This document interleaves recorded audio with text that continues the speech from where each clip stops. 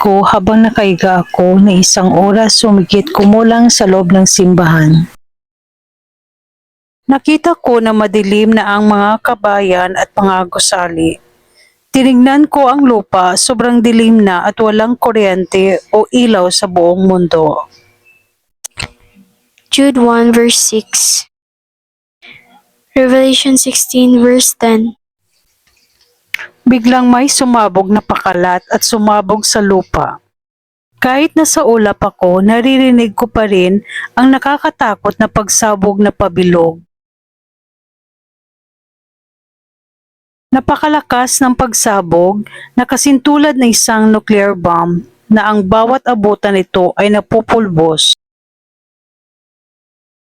At kahit madilim, nakita ko ang pagkadurog at pagkapulbos ng mga malalaking gusali at bahay.